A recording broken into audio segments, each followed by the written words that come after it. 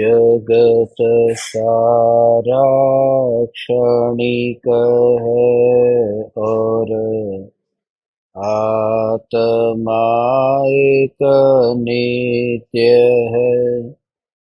आत्मा का अनुभव बस एकमात्र नित्य है।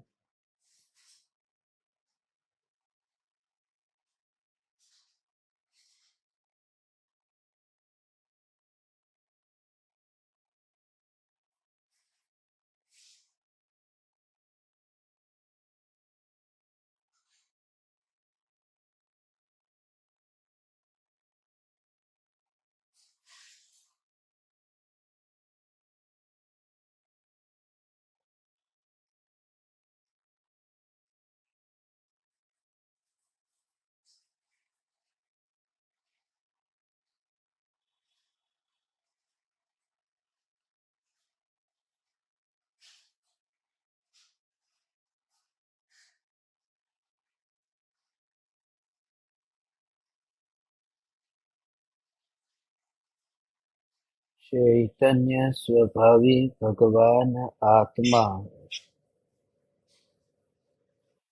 अनादि अनंत शुद्ध चैतन्य मात्र है। ज्ञान मात्र है।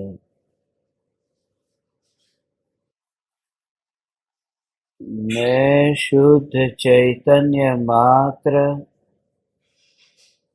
ज्ञान मात्र,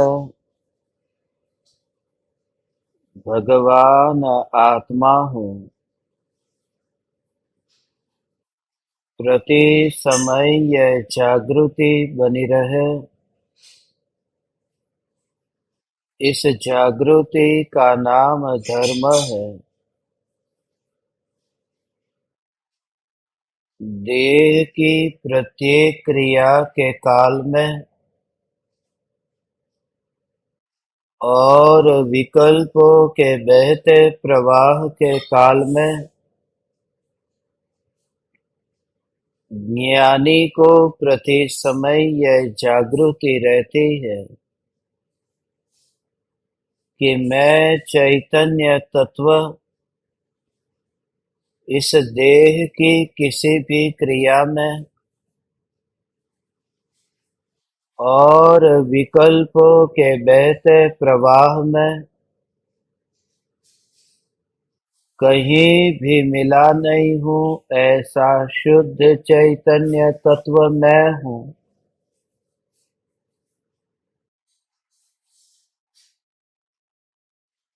प्रति समय स्वयं की शुद्ध चैतन्य सत्ता का बोध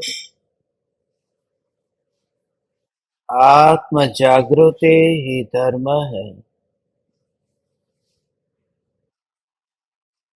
चैतन्य तत्व की स्व संवेदन प्रत्यक्ष निर्विकल्प अनुभूति होते ही देह होने पर भी देहातीत दशा प्रकट होती है। इतना ही नहीं,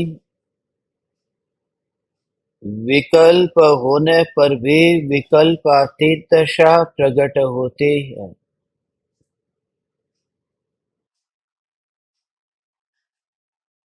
चैतन्य तत्व नित्य प्रत्यक्ष सत्ता स्वरूप तत्व है।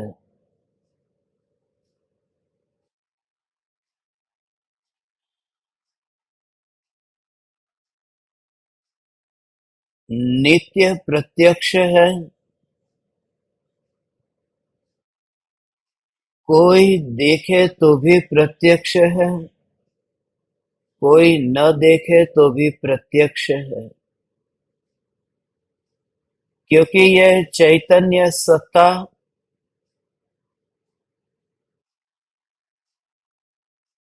अक्ष का विषय नहीं है। यह चैतन्य सत्ता इंद्रियों का विषय नहीं है।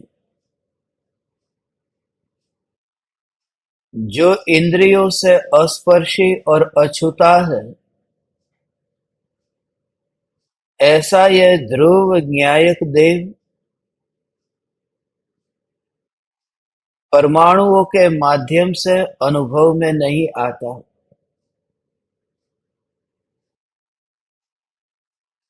वस्तु को वस्तु के स्वभाव से देखने पर स्वभाव प्रत्यक्ष दिखाई देता है। वस्तु के भीतर जाकर के वस्तु के स्वभाव की पहचान करें तो स्वभाव त्रिकाल प्रत्यक्ष दिखाई देता है।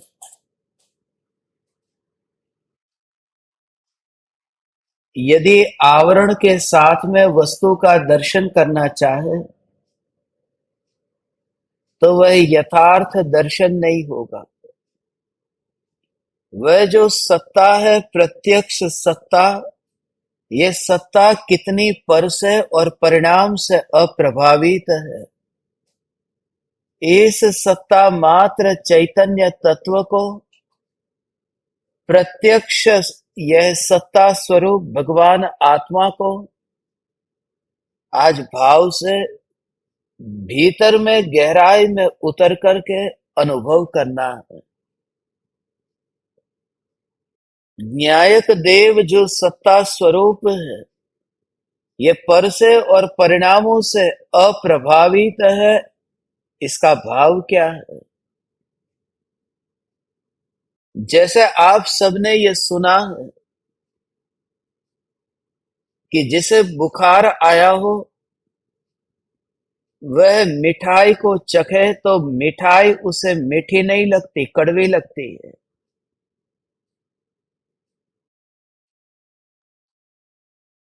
खांड चोखा ने घी खवरावो तो मान दो के कड़वू छे। हमारे दादाजी ये कहते थे। उन्होंने ये पद लिखा था कि जब बीमार है उसके लिए चावल में शक्कर और घी मिला करके ऐसा मिष्ट, ऐसा चावल भी उसे खिलाओ तो भी वह कहेगा कड़वा है। मगर उस बात में इतना दम नहीं है। जो बात मैं आज आपको कहने जा रहा हूं और जिसको समझना है, ये छूने की बात है।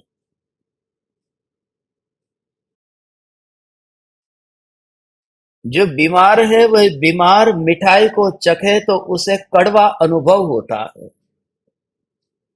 अनुभव क्या होता है? कड़वा अनुभव होता है। मगर कड़वा अनुभव ही होता है ना, वो मिठाई कड़वी नहीं होती है ना। तो बीमार व्यक्ति के चखने की वजह से भले उसे अनुभव कड़वे का होता हो, कड़वा ऐसा अनुभव हुआ। उस समय जो मिठास, जो मीठे रस से भरपूर है, न उसे बुरा लगा, न उसमें से मिठास कुछ कम हुई, न वह मिठास विचलित हुई, और वह मिठास कितनी अप्रभावित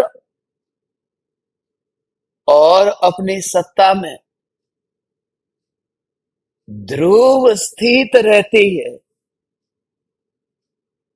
भले ही वह मिठाई का टुकड़ा जीभ पर हो, भले ही वह मिठाई जीभ पर घूम रही हो, लगेगा कि इसमें परिवर्तन तो आ रहा है। दांतों से चबाते समय वह मिठाई का आकार बदलता हो, जीभ पर चखने की वजह से, वहां बुखार की वजह से वो कड़वा अनुभव होता हो। ये प्रक्रिया जो चल रही है, उस समय जीभ से अप्रभावित, उस समय ये मिठाई के आकार जो नए नए तैयार हो रहे हैं, उन आकारों से अप्रभावित, ऐसा जो मीठा स्वभाव उसमें जो छुपा हुआ है, जो जीभ में नहीं जा रहा, वह जो स्वभाव उसे कहते हैं पर से परिणाम से अप्रभावित स्वभाव। यह स्वभाव चैतन्य स्वभाव है। इस चैतन्य स्वभाव को प्रत्यक्ष समझने के लिए परम कृपालु देव आज 64वीं गाथा समझाते हैं। भगवान आत्मा निरंतर नित्य प्रत्यक्ष है।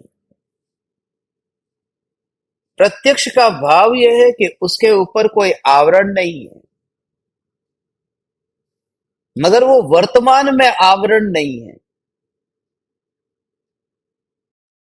कभी आवरण आ जाए तो, जैसे सूर्य और पृथ्वी के बीच में अभी कोई आवरण नहीं है, तो सूर्य का प्रकाश पृथ्वी तक पहुंचता है, मगर न जाने थोड़ी देर बाद वहां बादल आ जाए तो वह सूर्य का प्रकाश ढक जाएगा। उसे ऐसे समझना कि वो प्रकाश जो ढक गया वो उसके लिए ढक गया है जो पृथ्वी पर अपने पैरों को जमा करके खड़ा है। सूर्य सूर्य के प्रकाश से ढका नहीं है। सूर्य का प्रकाशमय जो अस्तित्व है, ये अस्तित्व ही, ये चैतन्य सूर्य का अस्तित्व है। यह चैतन्य असु ये इंद्रियों के परमाणुओं से और विकल्प के आवरण से ढक गया है, ऐसा उन्हें दिखाई देता है जो परिणामों पर बैठा है। नहीं तो ध्रुव की ध्रुवता के अतिरिक्त ऐसा कुछ है ही नहीं कि जहां पर परिणाम इस ध्रुव के विस्तार को देखता हो। जैसे ही मैं कहूं कि ध्रुव के विस्तार को देखता हो, तो तुरंत ही तुम्हें अपना स्वभाव और स्वभाव की सीमा, स्वभाव की मर्यादा में ये बंधा हुआ ऐसा जो भगवान आत्मा जो सीमा का उल्लंघन नहीं करता। सीमा का उल्लंघन नहीं करने का अर्थ कि जीभ पर मिठाई आई और बीमार को कड़वा अनुभव हुआ, मगर उस मिठास के रस को विकल्प उत्पन्न नहीं होता है। तुम इस ज्ञान को ही ऐसा अनुभव करो, सुनो मत, अनुभव करो। अनुभव करो कि जो परिणाम से अप्रभावित ऐसा ये ज्ञान है, तो शुद्ध ऐसी चैतन्य सत्ता, बस वो सत्ता सत्ता सत्ता सत्ता सत्ता ही ऐसी पकड़ में आएगी।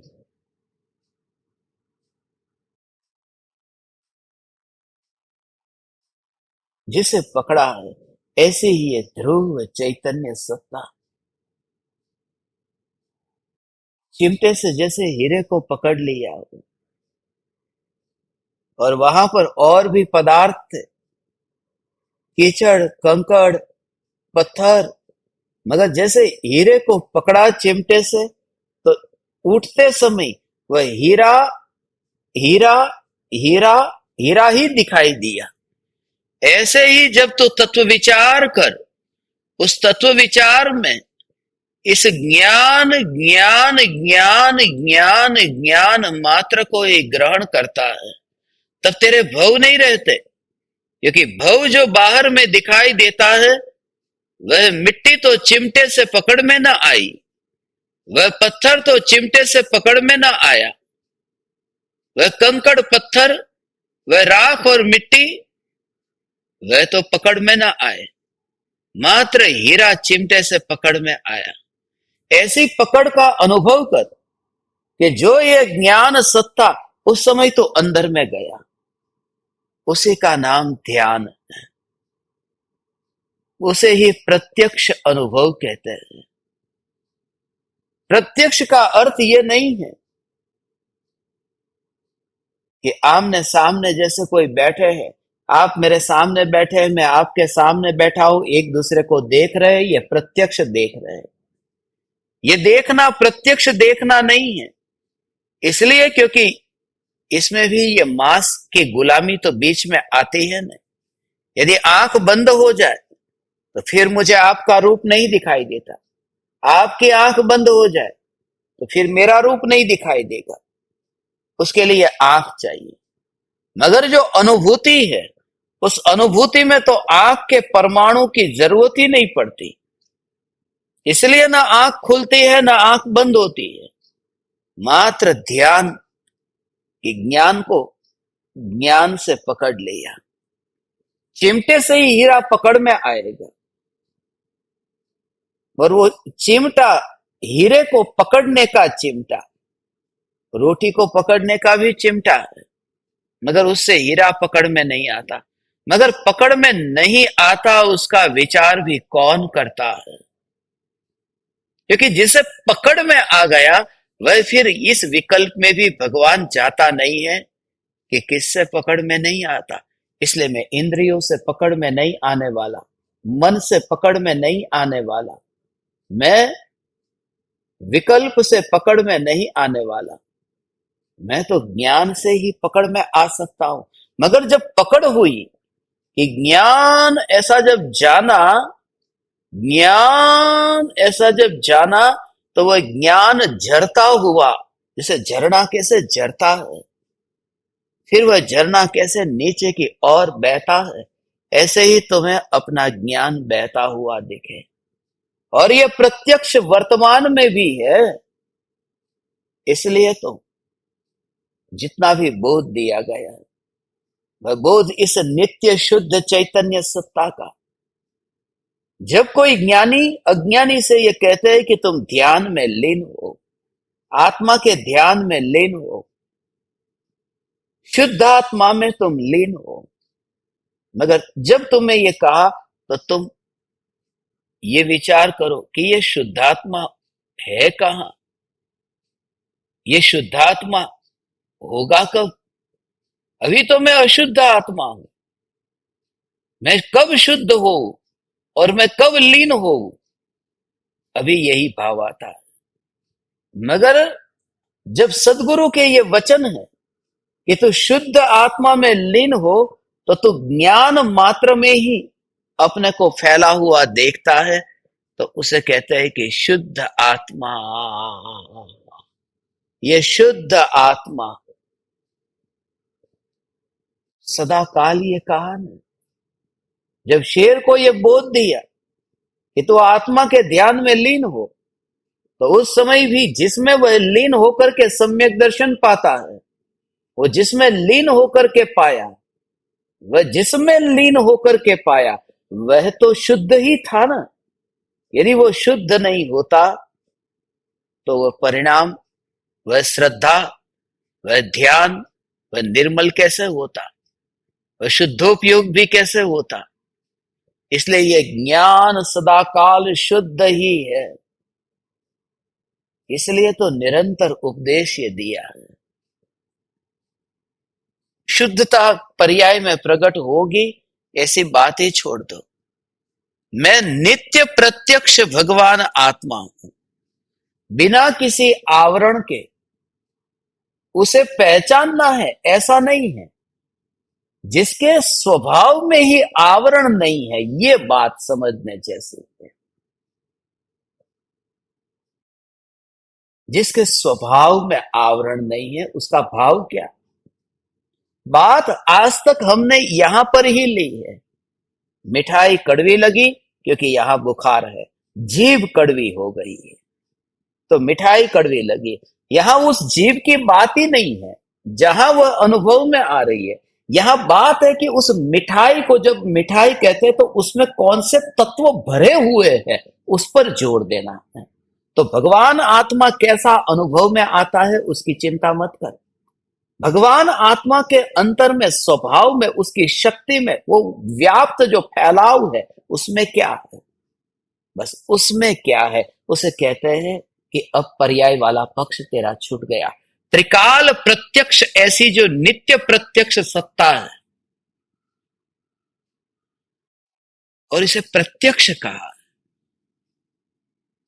आज तक तो तुमने सुना था ना कि पर्याय व्यक्त है और द्रव्य अव्यक्त है। नीचे का पत्थर है वो तो ढका हुआ है, ऊपर का पत्थर है वह व्यक्त है, नीचे का पत्थर जो स्थिर है वह अव्यक्त है। तो पर्याय तो अनुभव में आती है, पर्याय तो व्यक्त है, मगर ये ध्रुव न्यायक देव ये अनुभव में नहीं आता, ये अव्यक्त है, अनुभव में तो पर्याय आती है। ये समझ करके कोई एकांतवादी हो जाए, उसके लिए ये बात है कि पर्याय जो है वो पर्याय अनुभव में आते ही है, मगर ध्रुव का जोर है भगवान, और वो ध्रुव भी प्रत्यक्ष है। अव्यक्त का अर्थ ऐसा नहीं है, और अव्यक्त के काल में भी वह सत्ता जो है वह प्रत्यक्ष है, पर्याय में नहीं आई इसलिए अव्यक्त है, मगर उसके होने के अस्तित्व को देखो तो वह प्रत्यक्ष है, उसके ऊपर कोई आवरण नहीं। ज्ञान के ऊपर कोई आवरण नहीं है। ऐसा जो ज्ञान अभी केवल ज्ञान नहीं है, ये तो अपूर्ण ज्ञान है, ये तो आवरण वाला ज्ञान है। ज्ञानावरण कर्म का उदय जहां चलता होगा और वहां पर ज्ञान पर आवरण नहीं होगा, तो फिर आवरण कहां होगा? कोई आवरण नहीं है। परमाणुओं के कारण ज्ञान में आवरण नहीं होता, वो परमाणु के आवरण के कारण, क्योंकि केवली भगवान का शरीर कैसा है? वह तो वज्र ऋषभ नाराज सहनन का शरीर है ना, ऐसा मजबूत शरीर है, और आत्मा असंख्य प्रदेशों में है, तो शरीर भी वहां सब जगह व्याप्त है। तो जैसे दर्पण के ऊपर जैसे पर्दा आ जाए तो दर्पण ढक जाता है, तो ये ज्ञान दर्पण के ऊपर ऐसा शरीर का परमाणु जिसकी परत ऐसी ऊपर आ जाए, और एक ही प्रदेश पर, ऊपर नहीं, एक ही प्रदेश पर, और फिर भी वह ज्ञान, वह ज्ञान, वह ज्ञान ढका नहीं है। वह जो ज्ञान ढका नहीं है वह अनुभव में आया, वही अनुभव में आना, मिल जाना, एक क्षेत्रावगाह हो जाना, और फिर भी अनुभव में आया। किसी भोजन के अंदर घी डला तो घी और वो वस्तु अलग अलग नहीं है, अब एक दूसरे के साथ में घुल मिल गए, मगर घुल मिल गए होने पर भी वो है स्वतंत्र, उसे अलग करना भी नहीं पड़ा।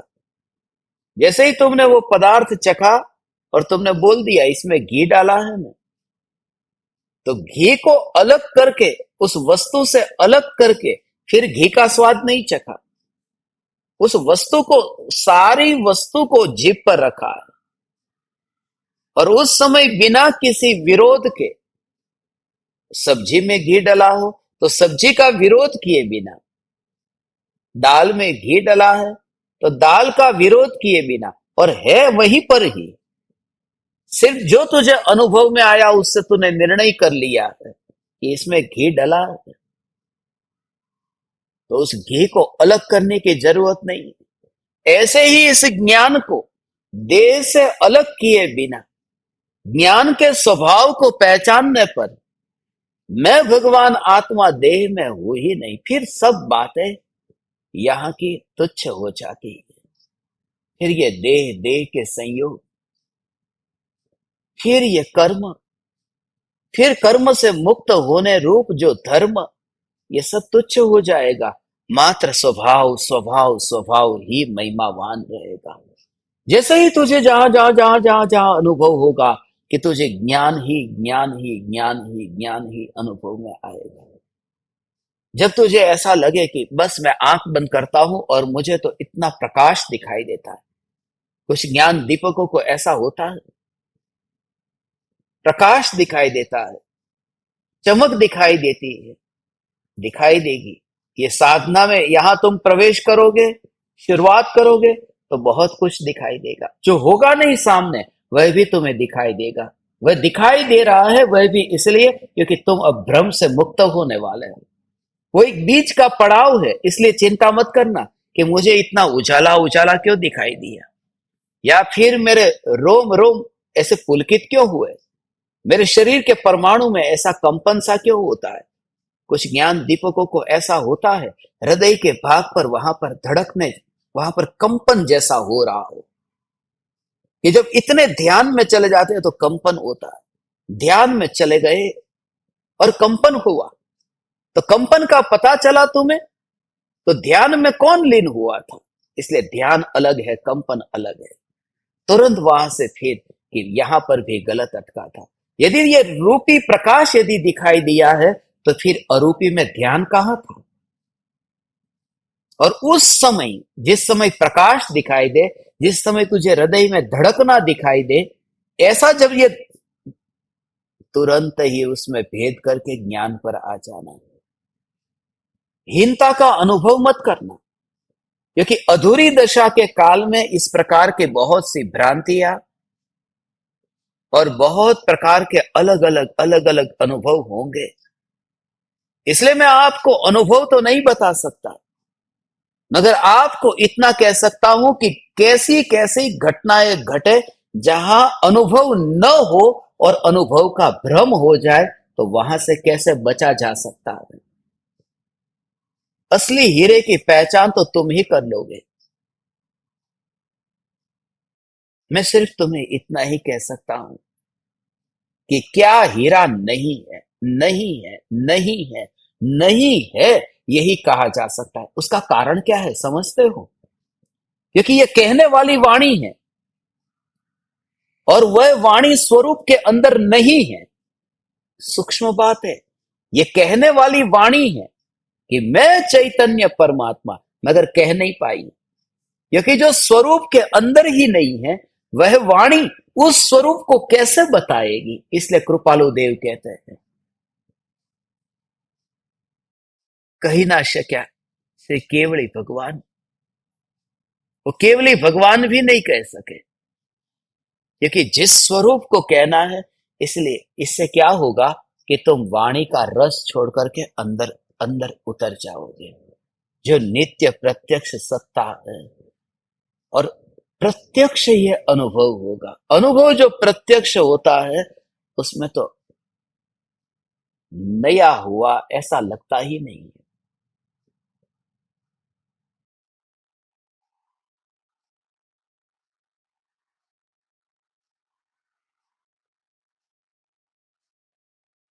उसे कहते हैं ज्ञान सत्ता, ज्ञान सत्ता, ज्ञान सत्ता।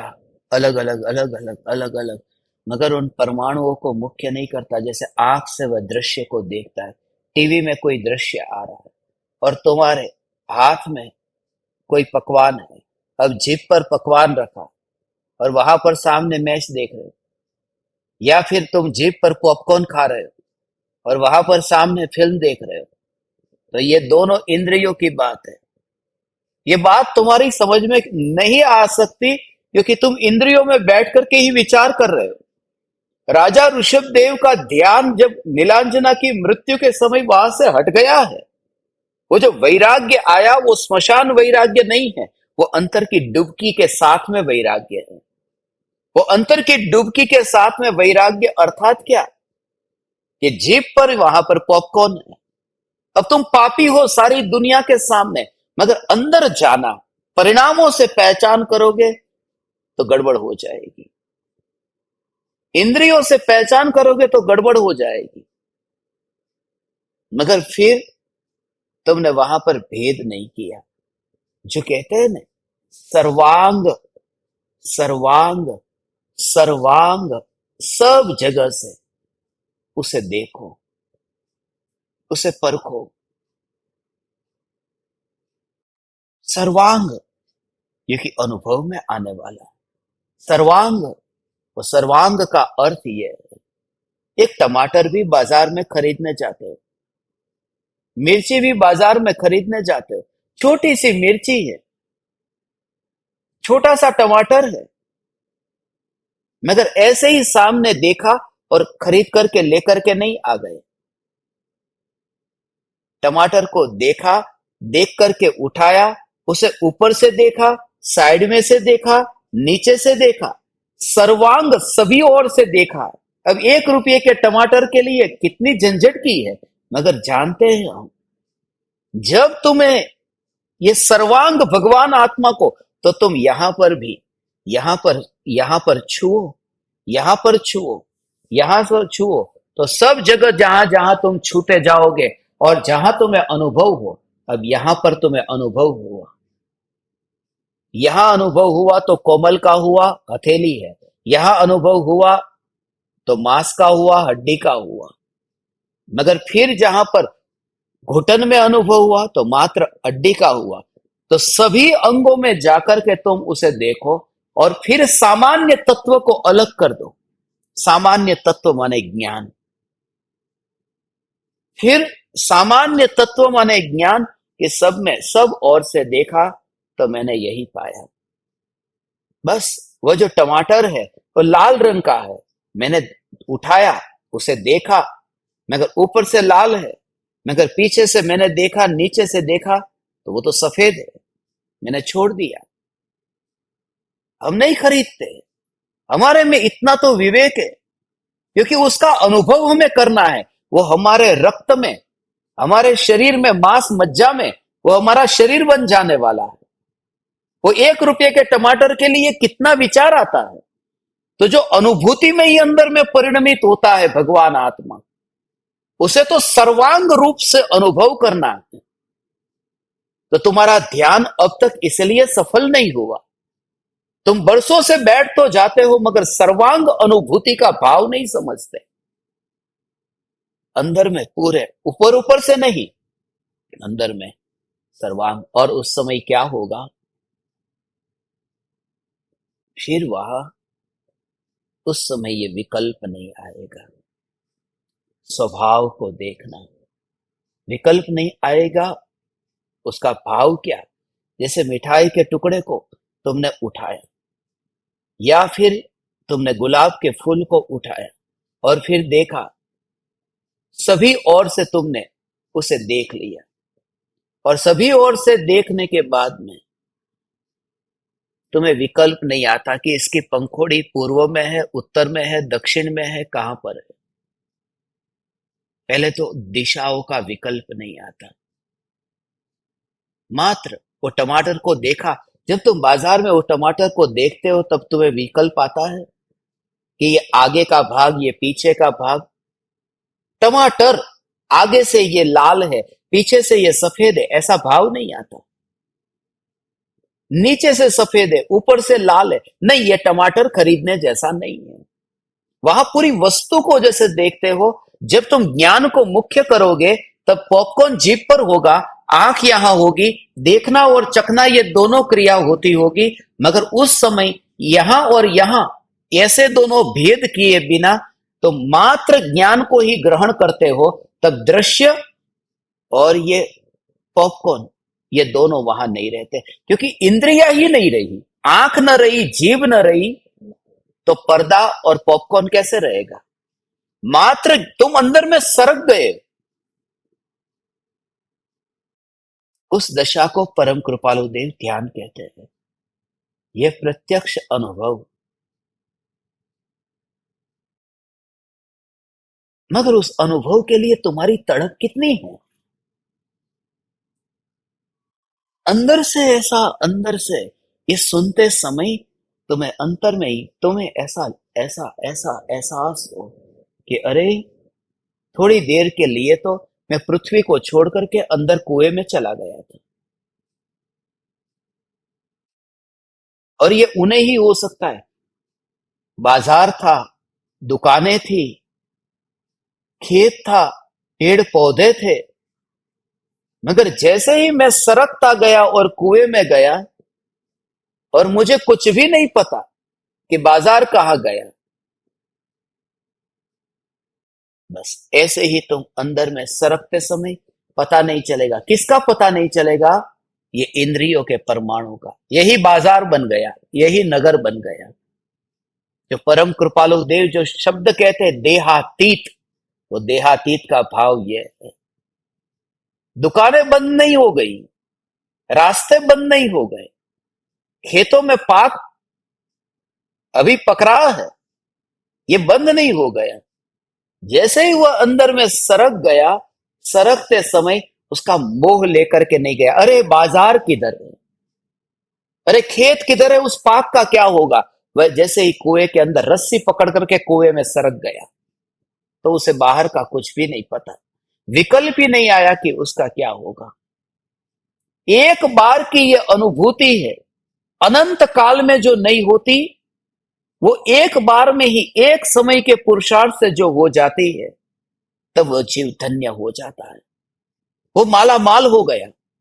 वो जिसकी खोज में जो था, उसे उस समय पहली बार एहसास हुआ कि खोज तो इसी की थी, खाली भूल ये हो रही थी, साधन किसी और को, पदार्थ किसी और को मैं पकड़ रहा था, ढूंढ रहा था। बस फिर तो ज्ञान ज्ञान ज्ञान, ज्ञान परमाणुओं को पकड़ता हुआ नहीं दिखाई देगा। परमाणु स्वतंत्र है, फिर तू खड़ा हो जा, और खड़ा होकर के जैसे ही तू खड़ा होगा, आज तू ये भी प्रयोग करना,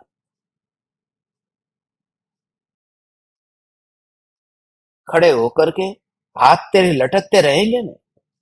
कौन हाथ को ये लटक रहे हैं, ये हाथ को पकड़ करके कौन खड़ा है, ये हाथ किसके आधार पर खड़े हैं? ये भगवान आत्मा यहां पर है न। यदि मुर्दा होता, आत्मा होता ही नहीं, तो अभी तो गिरा हुआ होता। ये अभी खड़ा हूं मैं, ये भगवान आत्मा इस शरीर में है न। यदि होता ही नहीं, तो खड़े मुर्दे को तो आज तक मैंने देखा नहीं है, चलते मुर्दे को आज तक देखा नहीं कि दोनों पैरों से चलता हो। मगर ये तुम्हें दिखाई देगा, जैसे स्वभाव जो प्रत्यक्ष यहां पर है, और जो परमाणु को पकड़ता नहीं है, परमाणु को पकड़े बिना ही जिसमें अपनी सत्ता स्वरूप होना मात्र है, प्रत्यक्ष है। तुम जानो या न जानो, यह प्रत्यक्ष है।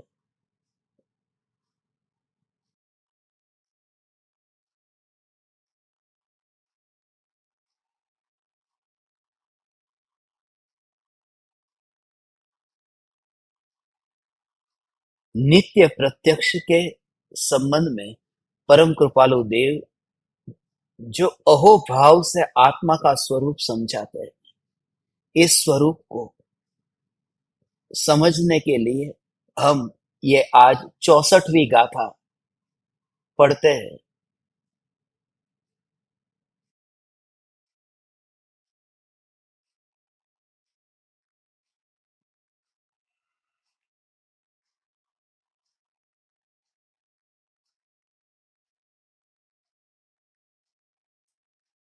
ये संयोगो देखिए, ते ते अनुभव दृश्य, उपजे नहीं संयोग थी, आत्मा नित्य प्रत्यक्ष।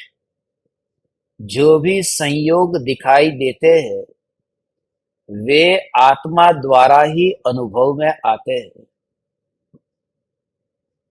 उन संयोगों से आत्मा उत्पन्न नहीं होता, आत्मा नित्य प्रत्यक्ष है।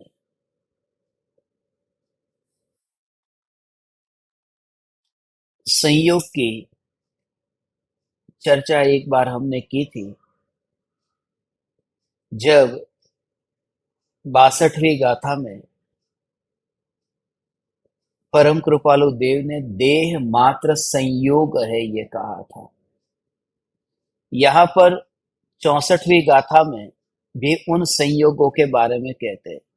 जो संयोग हमें दिखाई देते हैं, वे अनुभव में आते हैं, वे दृश्य है।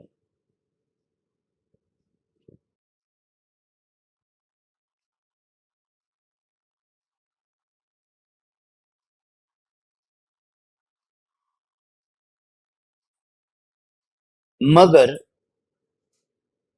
दृश्य ये शब्द का जो उपयोग किया,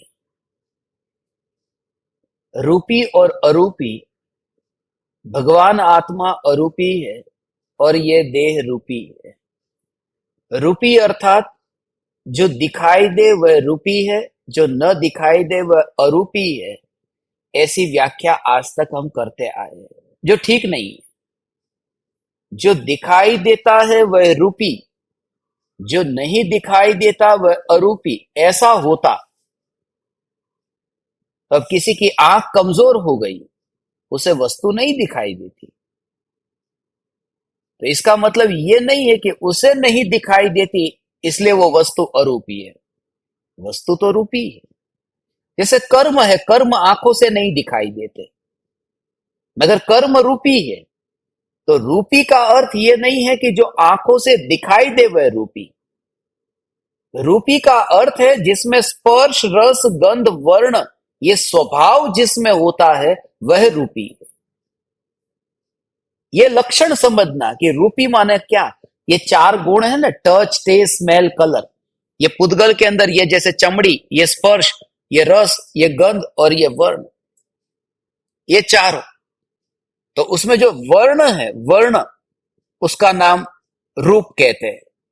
ये काला, गोरा, तो ये रूप है, वो आंख का विषय है। मगर जहां पर रूपी शब्द कहा हो, वहां रूपी का अर्थ मात्र रंग नहीं लेना। रूपी माने स्पर्श, रस, गंध, वर्ण सब लेना। स्पर्श, रस, गंध, वर्ण आदि अनंत गुण जिसमें भरे हैं वह रूपी है।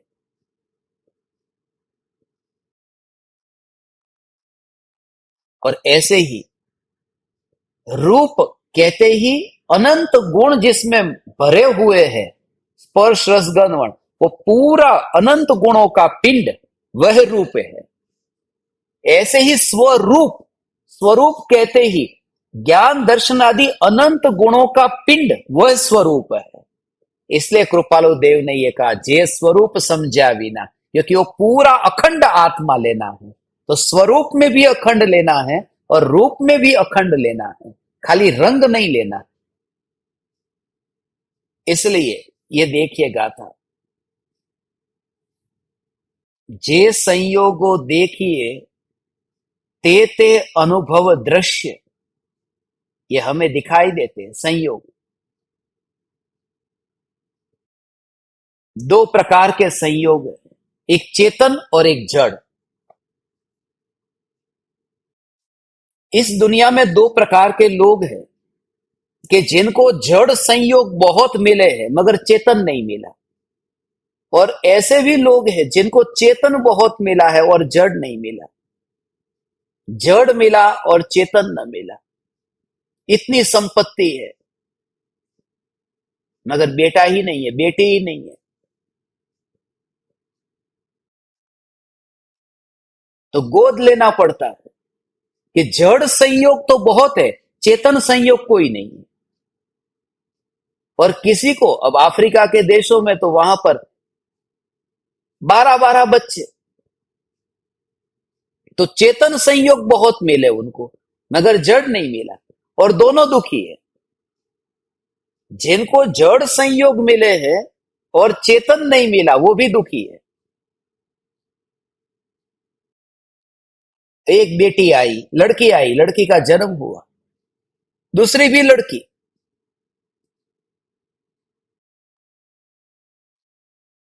एक परिवार को मैं जानता हूं, 7 बहन है और एक भाई है। मर गया बेचारा, मर गया माने ऐसे मर गया। 7 बहन, रक्षाबंधन आएगी तब पता चलेगा, शादी होगी तब पता चलेगा बहनों की, भाई दूज आएगी तब पता चलेगा। और सबसे छोटा है भाई। तो किसी में भी थोड़ी भी अक्ल हो, वो समझ सकता है कि नहीं, ये 7-7 बार ये ट्राई करते रहे, वो किसके लिए थी कि एक बेटा चाहिए था। उसके बाद में क्यों बच्चा पैदा नहीं किया कि बेटा चाहिए, क्योंकि इतनी सारी संपत्ति है, बेटी तो पराए घर चली जाएगी, वो बेटा होगा उसका वारिस बनेगा। और कुछ लोग तो इतने ज्यादा समझदार होते हैं कि एक नहीं 2 बेटा, क्या पता कभी एक्सीडेंट हो जाए, बहुत सोचते हैं लोग। कोई कोई ऐसी घटना घट जाए, एक होगा स्पेयर में तो अच्छा रहेगा, जैसे गाड़ी चलाते से स्पेयर व्हील लेके निकलते हैं, ऐसे ही एक स्पेयर बेटा भी रखा है।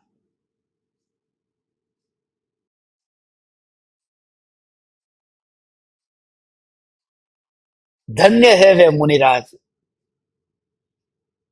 जिनको न चेतन संयोग है न जड़ संयोग है, न गाड़ी मोटर बंगला है न कपड़ा है, न माता पिता भाई बहन न पुत्र पुत्री है,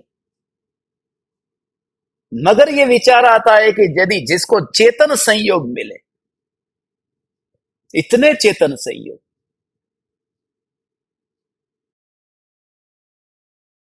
गांव में ऐसा होता था, जो मैं बात कह रहा हूं वो सच कह रहा हूं। एक परिवार है, उस परिवार में ये 7 बच्चे। पहले 3 थे, 3 में से फिर 7 हुए, आगे फिर बेटा बेटा बेटी ऐसा सब आता गया। मगर वो जो 3 बच्चे थे ना, तब तक वो बाजार से जब कपड़े खरीदते ना, तो एक जैसे रंग के कपड़े खरीदते, तीनों के। तो बाहर निकलते तो तीनों के कपड़े का रंग एक सा ही होता। तो बचपन में मुझे पता नहीं था, तो मैंने उनको पूछा कि ये एक रंग के कपड़े, उसका राज क्या है। बोले कि यदि कहीं खो ना जाए उसके लिए, कि पता चल जाए कि किसके बेटे बेटी है क्या है, इसलिए एक से रंग के कपड़े, कहीं चले ना जाए कहीं खो ना जाए। मगर जब 7 बच्चे हो गए तब भी वही रंग के कपड़े। मतलब अब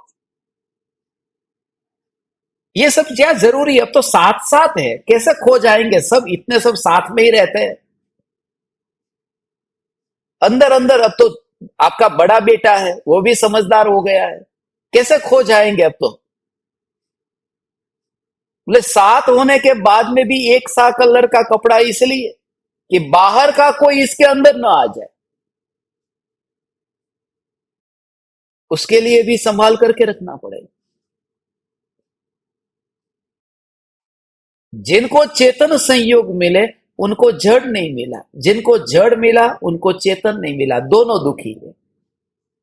बांझ कहलाती है जिसको बेटा नहीं होता ना, दुनिया उसे किस नजर से देखती है। ये दुनिया के रीति रिवाज ही ऐसे हैं।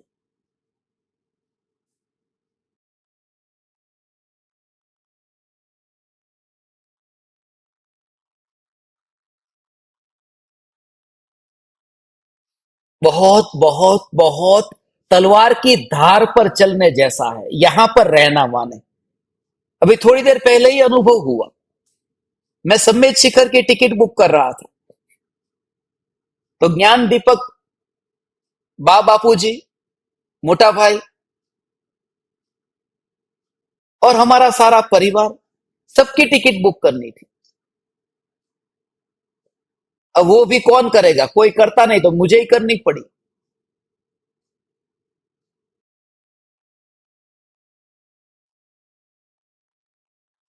अब पहले टिकट में नाम लिखा,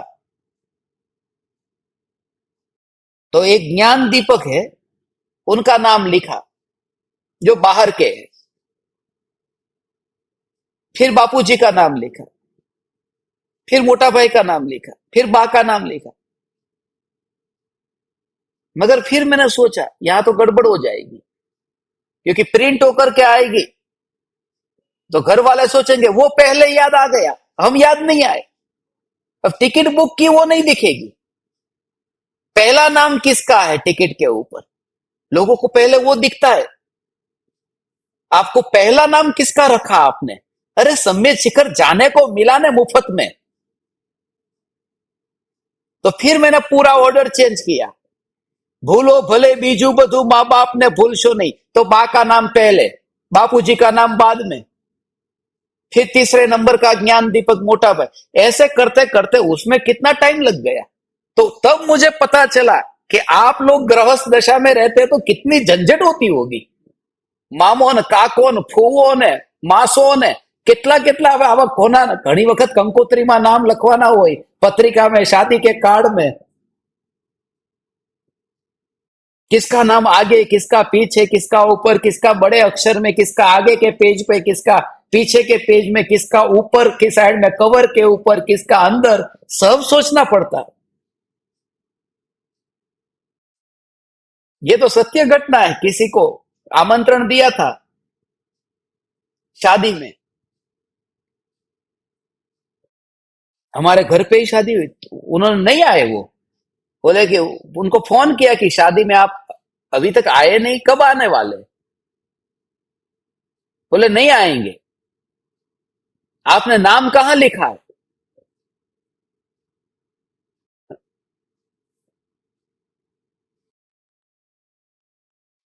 फिर उनको बताया कि आप देखो, तीसरे नंबर के पेज पर आपका नाम लेफ्ट साइड में देखो। तो देखते ही फिर, ठीक है तो फिर आ जाते हैं अभी, तात्कालिक। मगर आए, आकर के मने डाबी बाजू राख्यो ने, जमणी बाजू नो राख्यो। झंझट उसमें बाई और क्यों रखा, दाई और क्यों नहीं रखा, और तीसरे नंबर के पेज पे। इस गृहस्थी के बीच में, ये जाल के बीच में रह करके, ये जंजाल के बीच में रह करके, इस स्वरूप की अनुभूति तो दूर, सुनने के लिए जब तुम्हें भाव आता है, उससे उत्कृष्ट कोई महापुण्य का उदय नहीं हो सकता। ऐसे मकड़ी के जाल के बीच में रह करके ये अमृत की बूंद तुम्हारे तक पहुंच रही है।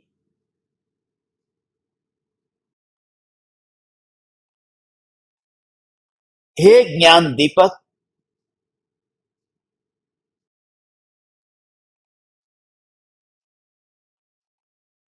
नगर इससे भी छूटा जा सकता है, चिंता मत करना।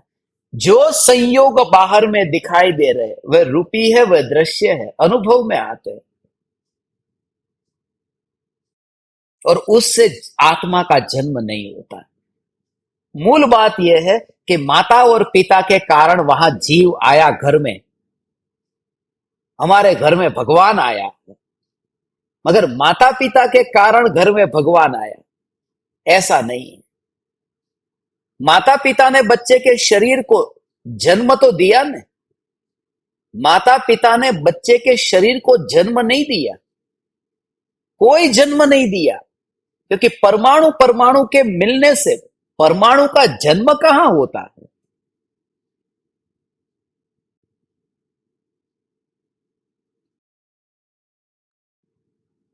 कोई शरीर नया क्रिएट थोड़ी हुआ है, वो जो मॉडिफाई हो गया, उसकी अवस्था बदल गई।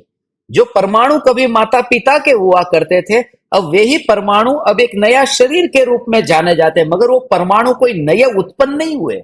जो विज्ञान कहता है कि परमाणु जो है उसे नष्ट नहीं किया जा सकता, और जो नहीं है उसे परमाणु के रूप में पैदा नहीं किया जा सकता। तो जब परमाणु परमाणु मिलकर के नए परमाणु को उत्पन्न नहीं करते, खाली अवस्था बदलती है, तो परमाणु परमाणु मिलकर के परमात्मा कैसे पैदा होगा?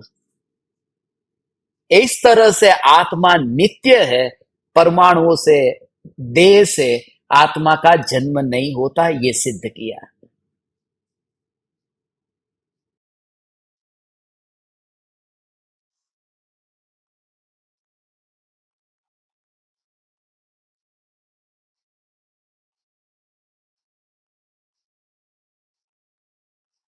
हे ज्ञान दीपक,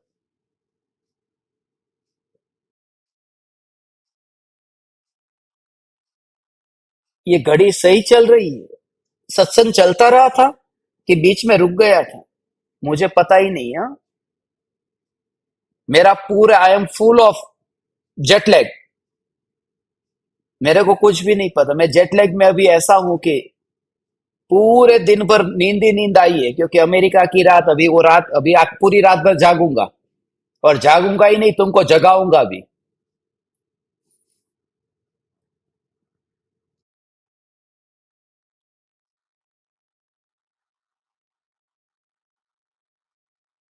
यहां आकर के बात ही कुछ अलग है।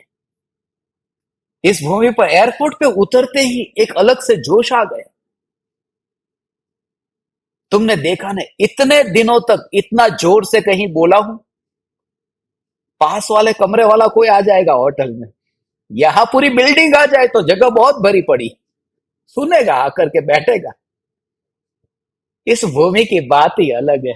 हे ज्ञान दीपक, अभी परमाणु परमाणु से आत्मा का जन्म, परमात्मा का जन्म नहीं होता, और इस वजह से जिसके मिलने से जन्म नहीं होता, उसके बिखरने से मृत्यु नहीं होती। सीधा गणित है।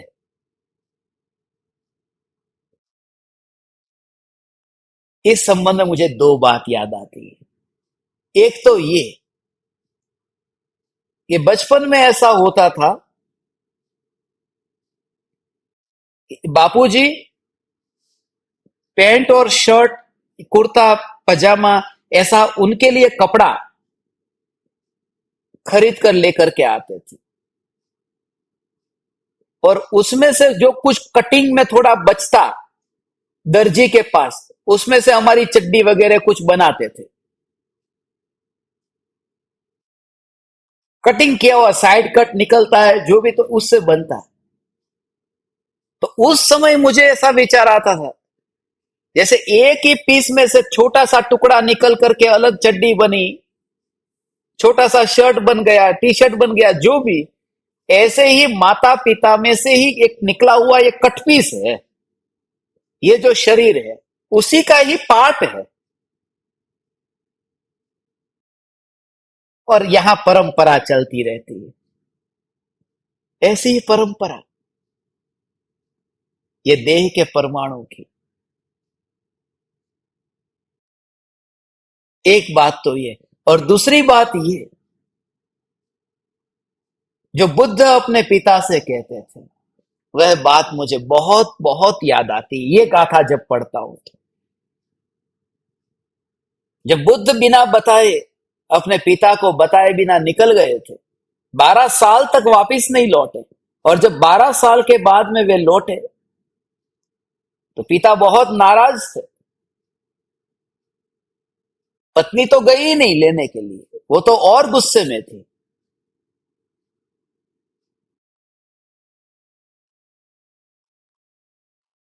अक्सर सभी पत्नियां ऐसी होती। पिता अभी इतने कठोर नहीं, वो कोमल थे। पत्नी को तो बहुत गुस्सा है कि पति को मेरी बात माननी चाहिए, सुननी चाहिए, जो मैं कहता हूं। ये बुद्ध ऐसे ही क्यों चले गए? अमेरिका में अभी एक महिला का एक्सीडेंट हो गया, और उसमें उसकी उंगली जो थी, उंगली टूट गई एक्सीडेंट में। कोर्ट में मुकदमा चला, उसने उसके बदले में $10 लाख का क्लेम किया।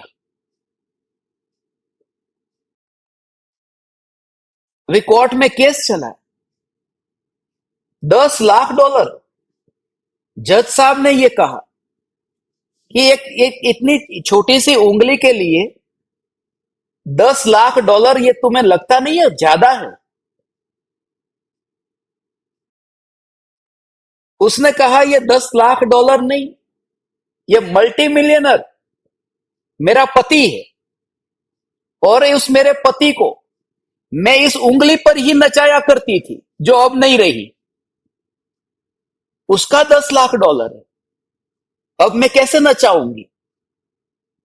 बुद्ध की पत्नी भी चाहती थी कि बुद्ध को उनकी बात सुननी चाहिए। वो तो गई नहीं लेने के लिए, मगर पिता गए थे। कैसे भी हो, पिता का हृदय पिता का है। गए, मगर फिर भी अंदर जो दबा हुआ था वो तो आएगा ही। ये तो मुझे बता करके नहीं गया, मेरा बेटा हो करके। और बुद्ध ने कहा, पिताजी, अभी मैं जिस रास्ते से गुजर करके आ रहा हूं, यदि वो रास्ता कहे कि हे बुद्ध, तू मुझे छोड़ करके कहां जा रहा है, तू मेरा है, यदि रास्ता ऐसा कहे, हे बुद्ध तू मेरा है, तू मुझे छोड़ के कहां जा रहा है, तो वो रास्ता कितना मूर्ख होगा। कि रास्ते पर यात्रा करने से राहगीर उस राह का गुलाम नहीं हो जाता। वो राह उस राहगीर को अपने कंट्रोल में नहीं करेगा कि तू मेरे पर चला। तो बुद्ध कहते थे पिताजी से कि मैंने आपके रास्ते से यात्रा की है, और रास्ते से यात्रा थोड़े समय के लिए की थी, उसकी वजह से वो रास्ता ये कह दे कि तू मेरा है क्योंकि तूने यात्रा की, तो वो मूर्ख है। पिताजी आप ऐसी मूर्खता भरी बातें करते, और ऐसे न जाने कितने रास्ते हमने बदल दिए। ये अनंत काल से ये रास्ते ही बदले जा रहे, मगर मुसाफिर कौन है उसकी ओर ध्यान नहीं जाता। कृपालु देव उस स्वरूप को बताते हैं कि ये जो भगवान आत्मा ये संयोगों से उत्पन्न नहीं होता, वह नित्य प्रत्यक्ष है। ये प्रत्यक्ष भगवान आत्मा है। न हो उसका उत्पाद हो, जब वो है ही तो फिर उत्पत्ति कैसी।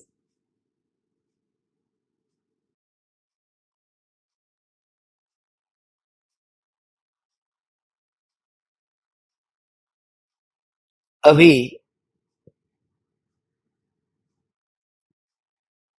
आज आपको जो सर्वांग रूप से आत्मा का अनुभव का जो प्रयोग करने के लिए कहा है, वह करना। कल सुबह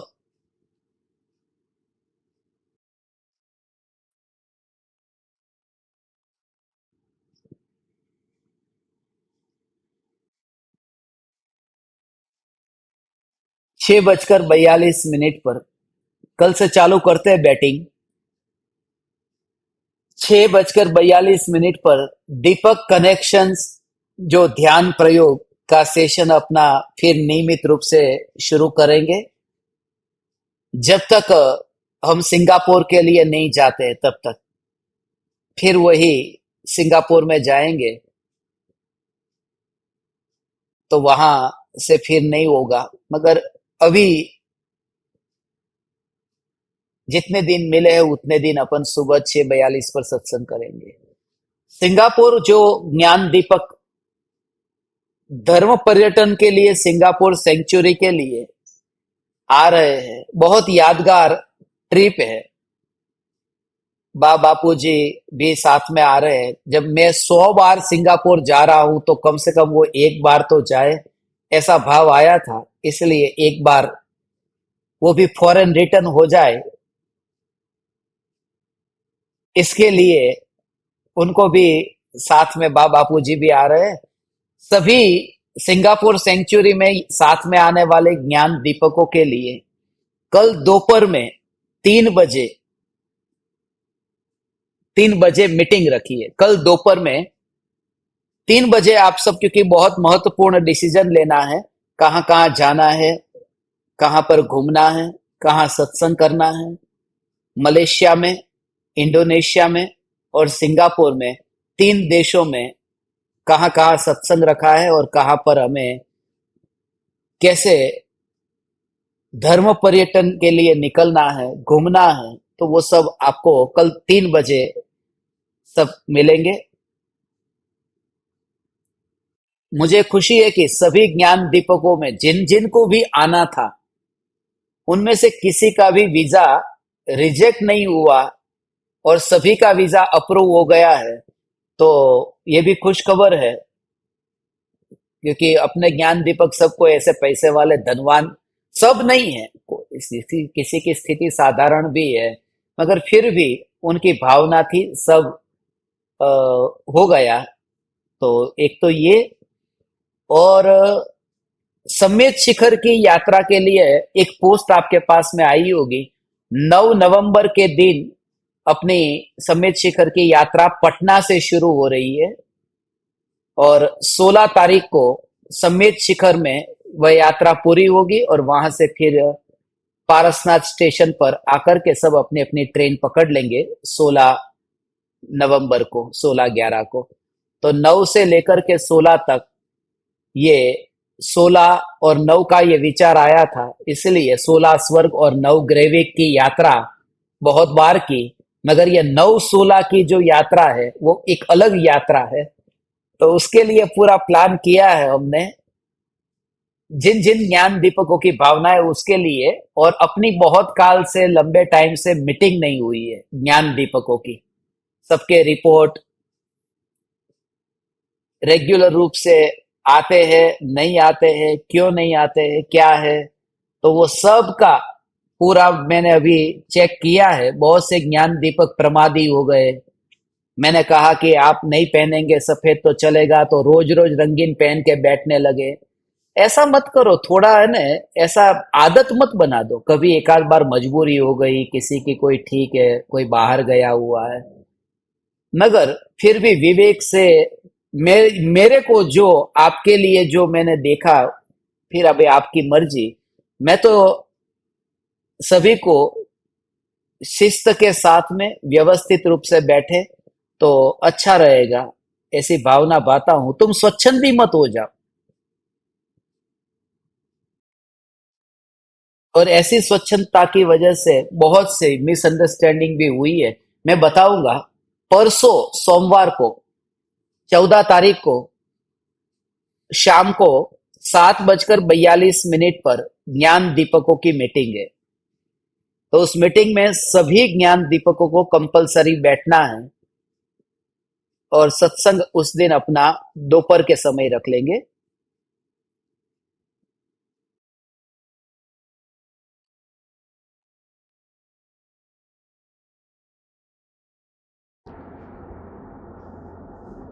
तो कल दोपहर में 3 बजे सिंगापुर सेंचुरी की मीटिंग, परसों शाम को 7:42 पर ज्ञान दीपकों की मीटिंग, और परसों चैतन्य कनेक्शन का रविवार को सेशन भी है, तो वो भी नियमित रूप से होगा। उसके बारे में भी सोमवार को, अभी परसों नहीं, अपनी मीटिंग होगी सोमवार को होगी। परसों तो रविवार है ना अभी, तो सोमवार को मीटिंग होगी, क्योंकि शनि रविवार को ज़्यादातर ज्ञान दीपक बिजी रहते हैं, कहीं ना कहीं सोशल सगे संबंधी के पास में जाना होता है, कुछ न कुछ बिजी होते। तो सोमवार को अपन ने वो मीटिंग रखी है। अभी मैं 2-3 दिन तो यहाँ पर, 2 दिन तो अभी आज और कल मुंबई में हूँ। तो जो भी ज्ञान दीपक मुंबई में रहते हैं, बहुत से ज्ञान दीपकों के मैसेज भी आए हैं, तो उनको भी मिलने के लिए आना हो तो हम मैसेज भेजेंगे। तो प्रत्यक्ष रूप से भी जिनको लाभ लेना हो, मिलना हो, सुनना हो, पूछना हो, तो आप सब आ सकते हैं। बस बाकी सब कुशल मंगल है। आप सब आज रात्रि में ये प्रयोग करके, मैंने आपको एक वो बताना रह गया था कि अपना जो आत्मसिद्धि शास्त्र मिशन, आज आपको मैसेज तो मिल गया होगा। यूनाइटेड नेशंस के जितने भी देश है, नॉर्थ अमेरिका में, सेंट्रल अमेरिका में, साउथ अमेरिका में, और इसके अलावा कैरेबियन आइलैंड्स में, यूनाइटेड नेशंस के मेंबर के सभी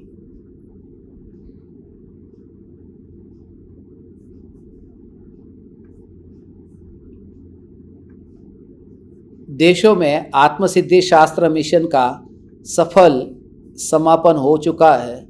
और ये जो आप देख रहे हैं, इसके बारे में डिटेल में मैं मीटिंग में बताऊंगा। ये पूरा दुनिया का नक्शा है जो अभी आपको दिख रहा है। इस दुनिया के नक्शे में जो भी हरा हरा दिख रहा है, वहाँ सारे सभी देशों में आत्मसिद्धि की स्थापना हो चुकी है। और अभी जो लाल रंग अभी बाकी है, लाल लाल जो दिखता है, तो वहाँ पर अभी स्थापना होनी बाकी है। वो भी बहुत निकट काल में हो जाएगी। मगर north America, central America, south America, Caribbean और ओशियानिया के सभी देशों में अपना मिशन पूरी तरह से सफल हो गया। अभी अफ्रीका में एक देश बाकी है, लिबिया। यूरोप में एक, यूक्रेन। और एशिया के 5 देश, तो कुल मिलाकर के 7 देश है। उसमें अफ़गानिस्तान है, तुर्कमेनिस्तान है और सीरिया है, यमन है और अंत में नॉर्थ कोरिया है। तो ये भी सब अपनी और आप सभी ज्ञान दीपकों की मंगल भावना से इतना मिशन सफल हुआ है, तो आगे भी पूर्ण होगा और कृपालु देव का स्वप्न पूर्ण होगा। मैं आप सब ज्ञान दीपकों को मेरे हृदय के अंतःकरण से प्रणाम करता हूँ। चैतन्य चैतन्य चैतन्य।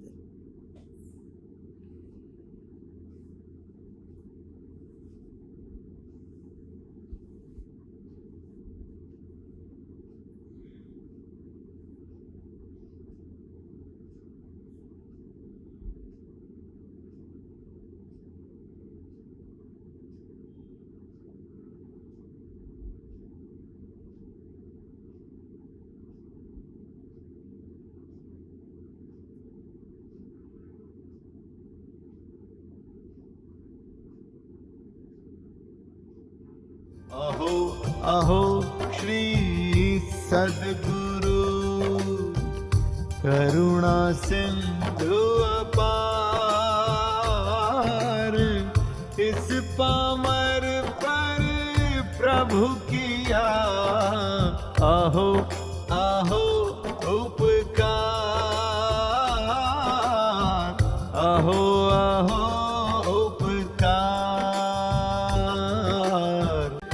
देह सहित जिनकी दशा वरते देहातीत, उन ज्ञानी के चरण में हो वंदन अगणित, हो वंदन अगणित।